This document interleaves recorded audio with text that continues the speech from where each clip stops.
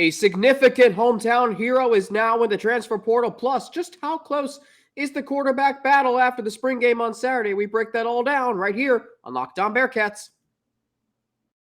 Our Locked On Bearcats, your daily podcast on the Cincinnati Bearcats, part of the Locked On Podcast Network, your team every day.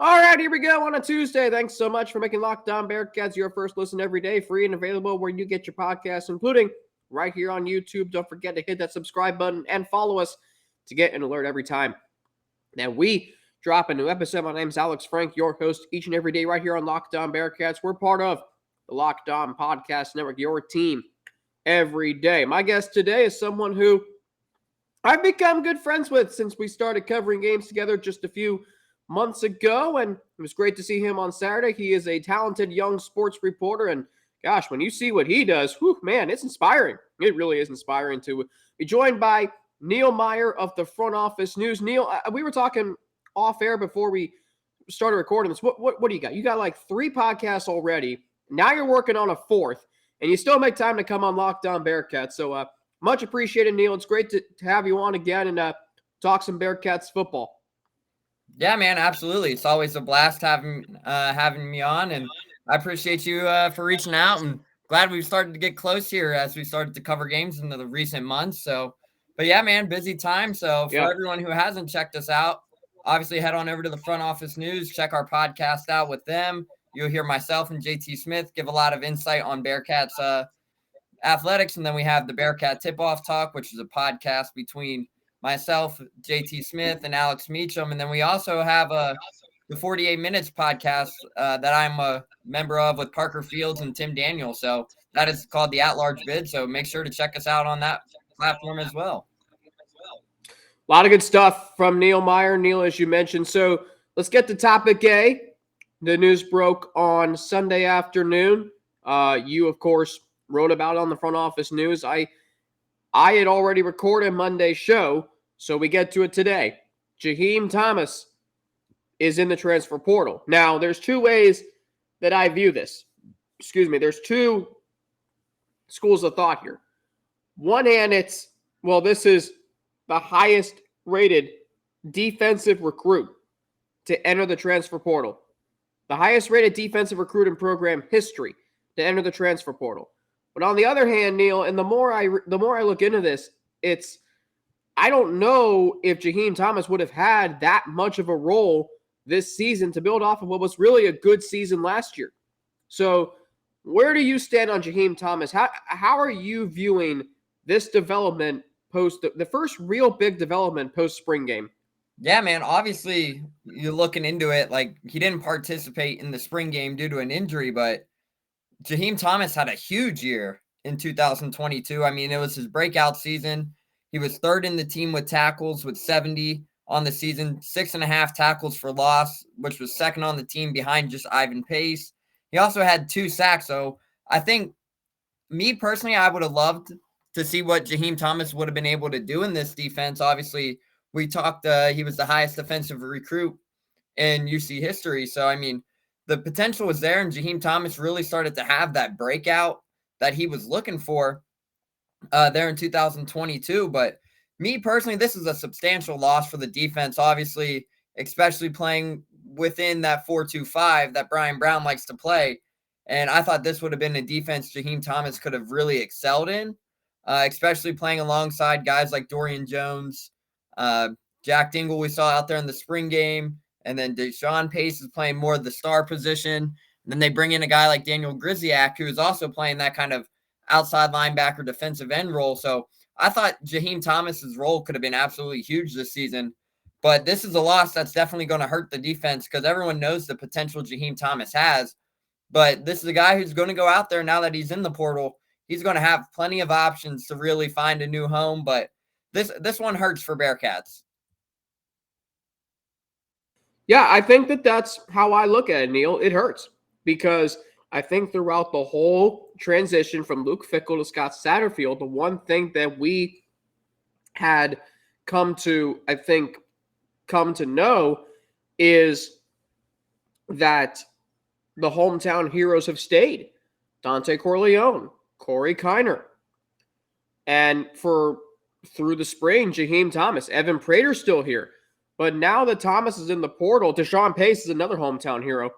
But it's just so interesting to me, Neil, now that Jaheim Thomas is in the portal, it's like, well, what's going on here? You know, you start thinking about things like program culture. I don't think we're there yet, but it's just something that, at least for me, it popped into my head. So let's think about the defense that still remains. You mentioned a guy who I wanted to ask you about, Daniel Greziak, Greziak, how do you pronounce his name? I've heard it pronounced both ways.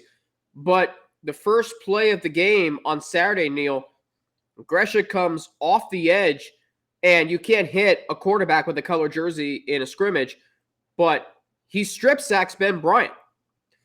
And if that's a sign of things to come in the fall, this defense is still going to be, I think, really good. Is that where you're at right now after watching them on Saturday? Yeah, no, most definitely. And I think everyone knows the potential that a guy like Daniel Greziak has. I mean, there was a reason he was one of the most highly fought transfers in the portal this offseason. He was one of the top available players. And Scott Satterfield and Brian Brown locked the deal down. So, I mean, they bring him in. This is the team that's returning a whole defensive line from a season ago. And then you kind of throw him off the edge. You can bring him off the edge. You can have him play a little bit outside linebacker role, really drop into coverage. But this is a guy who loves to attack the quarterback. And we've seen that last season, especially at Utah State. That's where he really put up great numbers. I think he finished with 8.5 sacks and then led his team in tackles for loss. So, I mean, overall, this is a guy who's going to make tremendous plays for this defense this season. And then you obviously got to think too, like, on the edge, you can rush him, you can drop him into coverage. Like, his athleticism is what makes him so unique. And I think he's going to be a key impact here for the Bearcats. Should be great to see. I mean, we talk about what Greziak did on Saturday. We talk about how the Bearcats can use him, as you mentioned. And I think that is going to remind you of a guy like Brian Wright, who was here a few years ago. Mm-hmm. We talk about how he was able to play on the line, how he was able to play linebacker. When you have someone that can do multiple things on the defensive end, the defensive side of the ball, particularly at your first two levels, I should say, that is, I think, what's going to make this defense still a really formidable defense, even with a new defensive coordinator and a new system in play with Brian Brown. Now, the other side of the ball, offensively, look, Neil, I think you can agree with me on this. It was a struggle. It wasn't anything pretty, but I think it was better than I at least expected. And at the end of the day, we have a quarterback battle on our hands. We'll get into that after I explain to our listeners how this episode of Locked On Bearcats is brought to you by FanDuel Sportsbook. Grand slams, no hitters, and double plays are back, and there's no better place to get in on the MLB action than FanDuel, America's #1 sportsbook. That's because right now, new customers can step up to the plate with a no-sweat first bet up to $1,000. Just go to FanDuel.com/lockedon to sign up, place your first bet, and get up to $1,000 back in bonus bets if you don't win. So don't miss your chance. You get a no-sweat first bet up to $1,000 when you join FanDuel today. Just go to FanDuel.com/lockedon to sign up. FanDuel, an official partner of Major League Baseball. Thanks again for making Locked On Bearcats your first listen of every day. On tomorrow's show, I'm going to start a two-part series, Player X, Player Y. If Player X starts a quarterback and if Player Y starts a quarterback, what that means for the Cincinnati Bearcats. And, of course, those two quarterbacks are Ben Bryant and Emory Jones. So you've got one of two options, Neil, and both quarterbacks played on Saturday. We saw 5 different quarterbacks play on Saturday with the additions of Jacob Hoying, Brady Lichtenberg, and Brady Drogosh. But Bryant and Jones were the stars of the show at the quarterback position. Both of them looked crisp, solid. Both made some great throws. What'd you see, Neil, and just how close of a quarterback battle now that we are through the spring is this battle going to be? Yeah, I saw a lot of great things on Saturday, and obviously the main talk of the spring ball is another quarterback battle for the third straight season. Obviously, Ben Bryant battled out Desmond Ridder back in 2020 before Des won the job. Ben transferred out for the 2021 season before coming back here in his 2022 where he beat out Evan Prater. So we find Ben Bryant right in the middle of another quarterback battle for the third time in his Bearcat career, but the fourth time overall. And then you bring in a guy who's as talented as Emory Jones. And Emory Jones was a four-star recruit coming out of high school, was one of the most talked about guys during his early years of his career. Obviously started there at Florida, then went out to Arizona State. But right now, I definitely seen a lot of good things from both quarterbacks. And it really is a battle within that quarterback position. Like, if you ask me right now, I don't think I'm sold. I could tell you who would go out there and start. Like, I'm sitting even 50-50 right now. I mean, Emory Jones had a tremendous game on Saturday. I thought that second drive of his was probably one of his most impressive drives of the spring. I mean, he completed 4 passes on 4 attempts, resulting in a 16-yard pass to Peyton Singletary in the spring game. So I thought that drive right there showed a lot of promise for Emory Jones as well. But he even said himself, like, it's just something about Saturdays. He's a gamer, and I thought Emory Jones looked fantastic on Saturday. But then you throw Ben Bryant back out there, and Ben Bryant's coming off a foot injury that he wasn't even expecting to go at all this spring. And then he comes back, fights the rehab.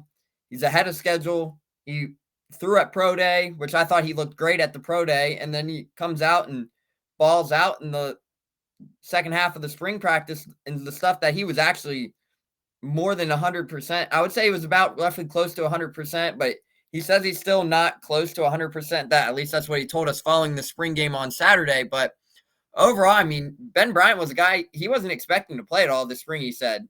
And that was after the game on Saturday. He said, I wasn't even expecting really to play much this spring as I overcame this injury. So for him even to be out there and to be able to compete and do what he's done this spring, the Bearcats have a true quarterback battle on hand. And I think both of them kind of said it after the game, like, this is a battle that's going to go into fall camp. And if you had to ask me right now, this is shaping up to be another battle that will go deep into fall camp. And I'm very excited for it. I mean, they both bring different things to the table. Obviously, Ben Bryant is a guy who likes to sit in the pocket, can really sling the rock a little bit. And then Emory Jones is a guy who can beat you with his legs. He can beat you with his arm. He's a dual threat guy. And I think we've seen it in the spring. Like, they really can play to both of those advantages. So right now, if you had to ask me about this quarterback battle, I'm sitting at like 50-50. You could flip a coin to decide this one, in my opinion. And it's going to be a fun battle to watch as they head into fall camp later this year.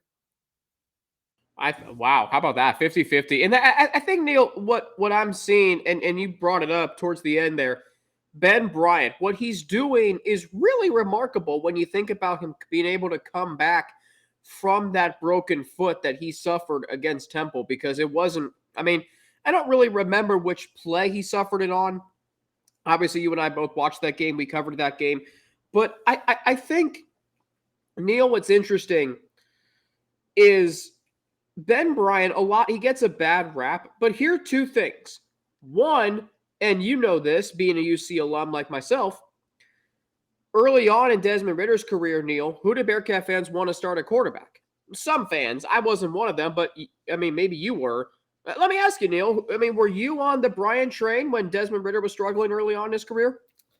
See, I was kind of leaning both ways. Like, I was like, hey, Des is very young when he got that start. I mean, he started as a freshman, so obviously he was going to have growing pains and make those freshman mistakes and whatnot. And then you flash forward 4 years later, and he's arguably the best quarterback in program history outside of Coach Gooduli.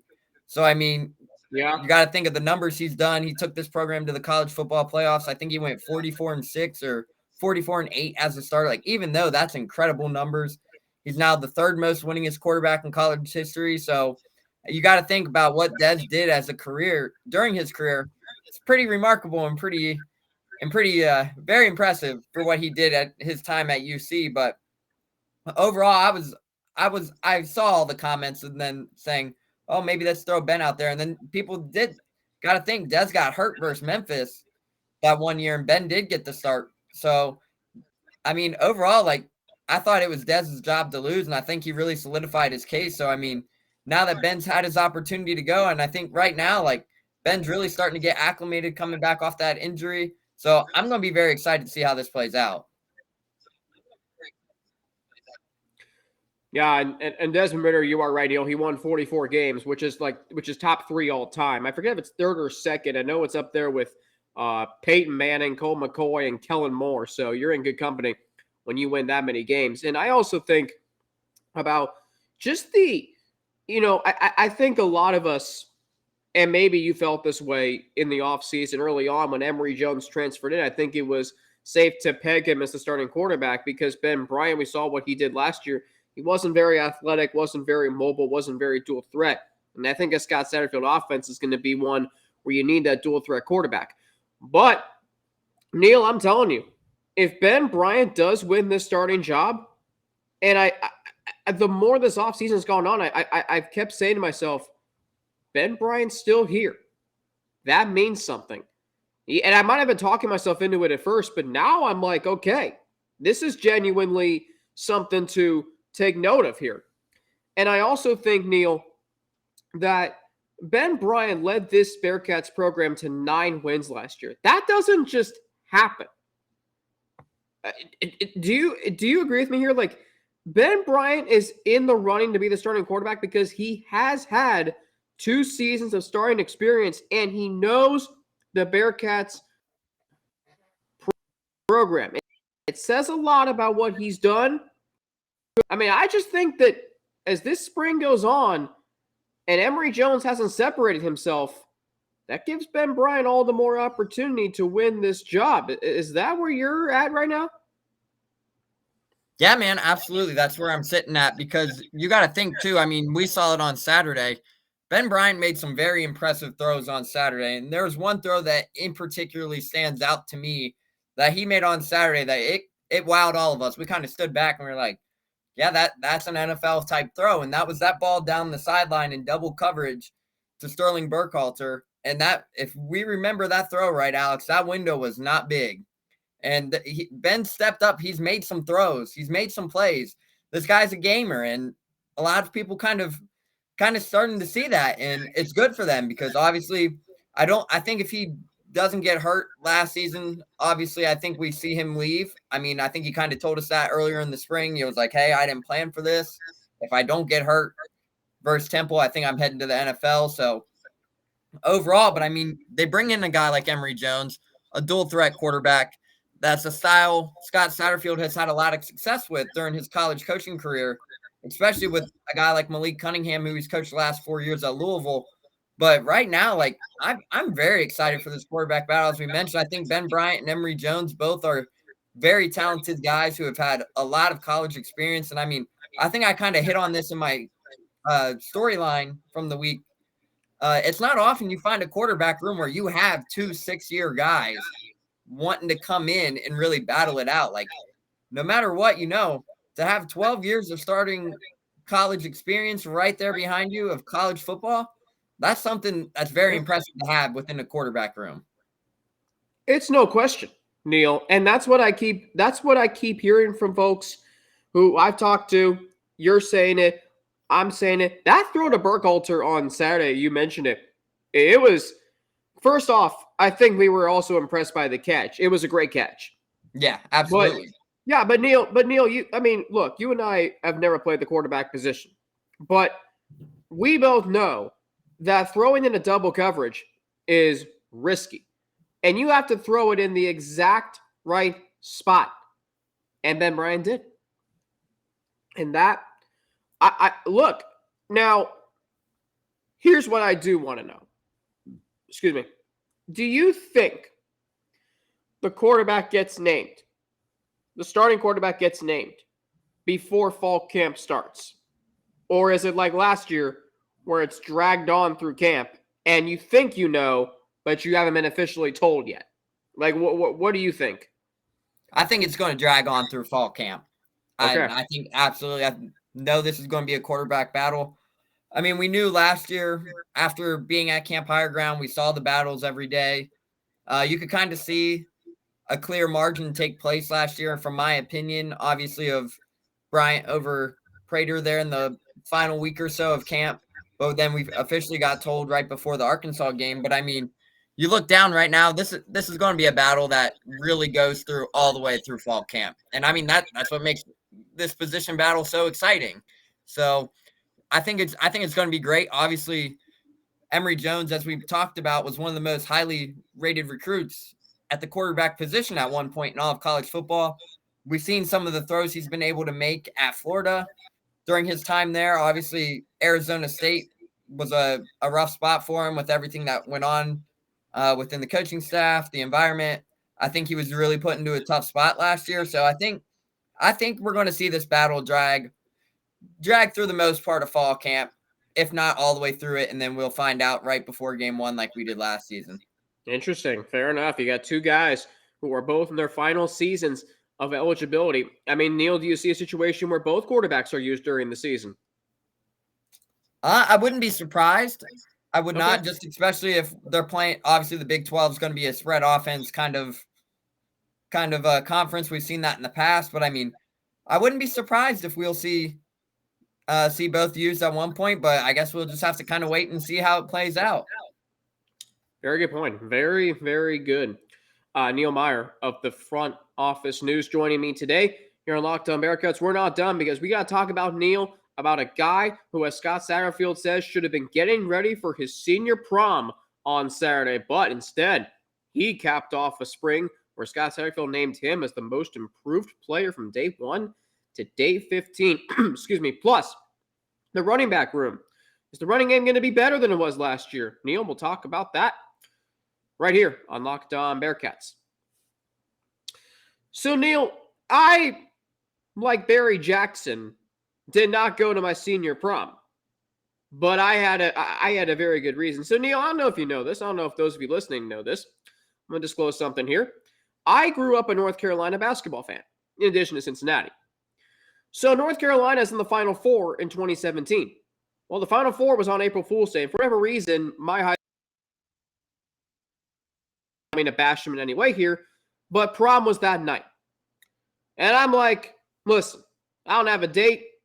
North Carolina's in the Final Four, so y'all know what I'm doing. I did go to after prom, though, which I always thought was much better than the dance. Neil, did you go to your senior prom, or were you catching balls in spring practice or doing whatever else you were doing? Were you like getting in the podcast and we're like, did you go to your senior prom? I did go to my senior prom, so I actually played high school volleyball. So I think we kind of lost Neil there a little bit. Yeah, so I actually did go to my high school prom, Alex. So I actually played high school volleyball. My volleyball game was late, so I got to the party a little bit late. So, but I did go to my high school senior prom. Okay, so Neil, you kind of cut out there. I don't know if it's something on my end or something on your end, technical difficulties. So, if for those of you who didn't hear, you said you played something in high school your spring season, right? What? Say that again for our listeners. I think you kind of cut out there a little bit. Yeah, so I played high school volleyball. So I was in a tri match the day of my senior prom. So I kind of had to rush to the prom, but we were a little bit late, but we made it. So that's all that mattered. So I did go to my senior prom. Wow. How about that? Double dipping on prom night. There you go. But anyway, that pales in comparison. Excuse me, to Barry Jackson. Kind of cut out there a little bit with technical difficulties there. Apologize to those of you listening or watching. But Barry Jackson, Neil Meyer, on Saturday.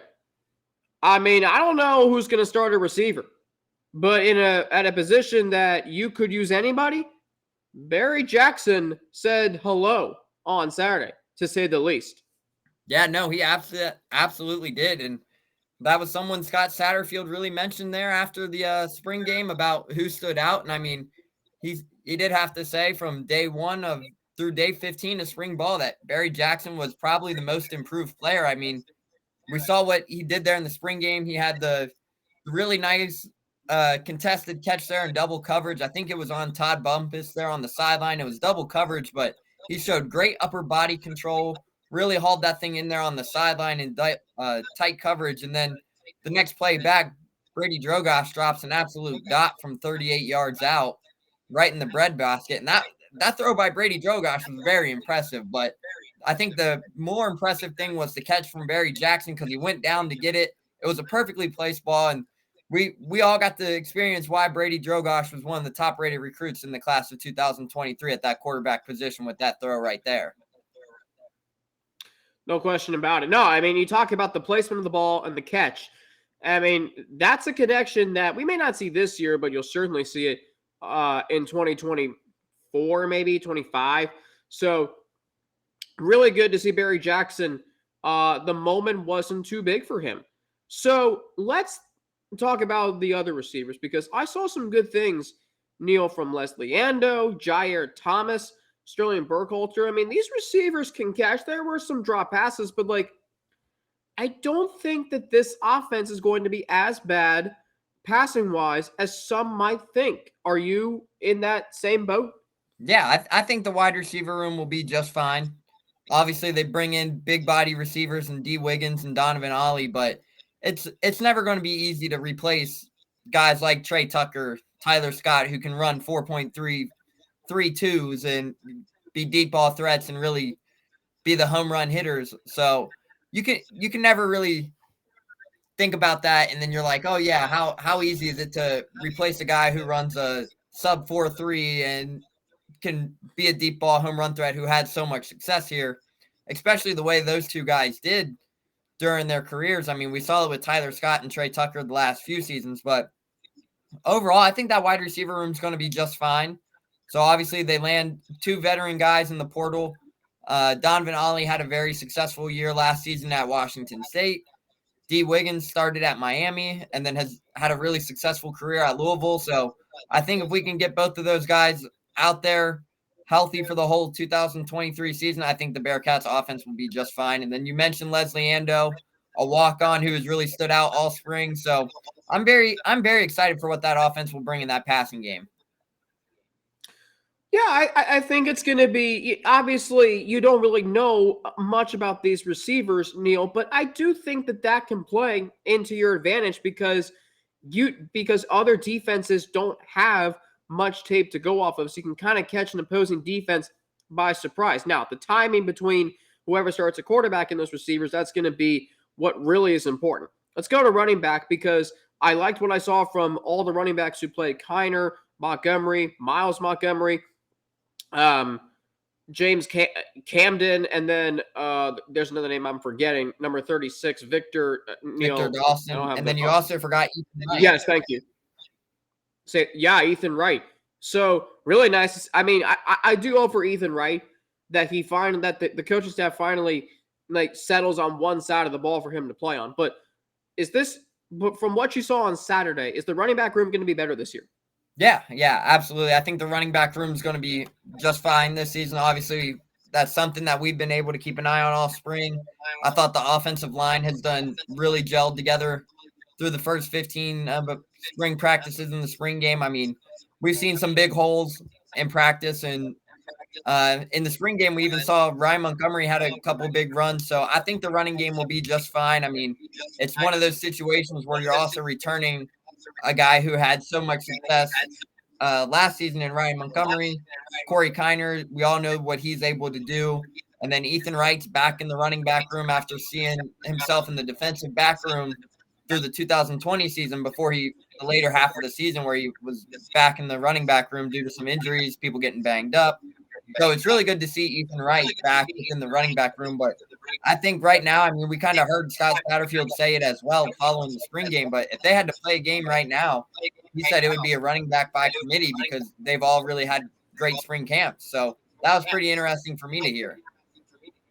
I think that's really interesting too because I feel like Bearcat teams in the past that have been successful running the football, they have that bell cow running back like a Jerome Ford or Jared Dokes or Michael Warren or Isaiah Peed. But this running back room, it might be interesting. I mean, then again, you look at what's winning games. I'm not saying this is going to translate, but you look at the NFL, Neil, you look at teams who are winning, they don't have that bell cow running back always. They have multiple different running backs, and they're not always first-round running backs.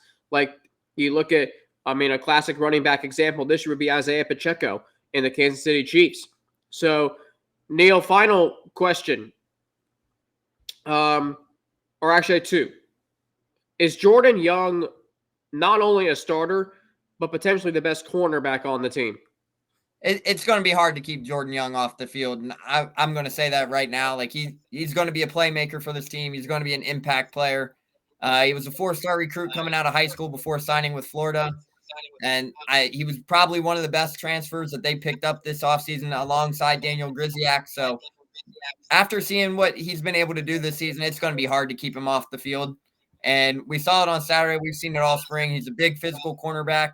And there's a reason he had all the offers he did coming out of high school. So we've seen what he was able to do at Florida. But I think Jordan Young is going to be a name to watch on this defense. And that's something I'll say for sure. Any other transfers stood out to you on Saturday? Yeah, so the transfers that really stood out to me, I thought the offensive line really stood out.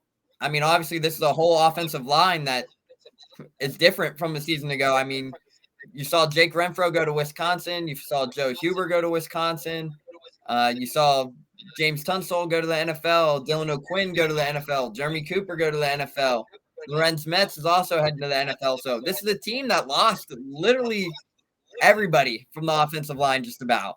Gavin Gerhardt was the only returning from a season ago that started. So, I mean, I think the offensive line looked great. They really addressed that in the portal this offseason. They bring in a big physical offensive lineman in Luke Kandra, who did not play on Saturday. So, bring in a big guy like Luke Kandra. Trevor Radozovic has had a very nice spring. Philip Wilder's had a very great spring. So, I love what I've seen from the offensive line so far, and I'm really excited to see how they come together late in fall camp. A fall camp is, hard to believe. It's just over 3 months away. So really starting to ramp things up. Second transfer portal window open already. It'll be open for about a month. And we'll keep an eye on who the Bearcats see enter the portal and who they can land in the transfer portal for the 2023 season. Neil Meyer of the Front Office News. You can follow him on Twitter at NeilMeyer6. Is there a, don't mind me asking you, is there a meaning behind the number 6 on your Twitter handle? That was just the number I wore in high school for sports. So that's something that just stuck. That just always stuck with you. Number 6, number of championships that Michael Jordan won in his illustrious NBA career, and the number of the potential Bearcats starting quarterback at that. Neil Meyer of the Front Office News. Always great talking to you, and we'll do it again sometime soon, all right? Yeah, absolutely, man. If you guys haven't, make sure to check us out over at the Front Office News. And we really appreciate everything that Alex and this Locked On Bearcats team has been able to do for us.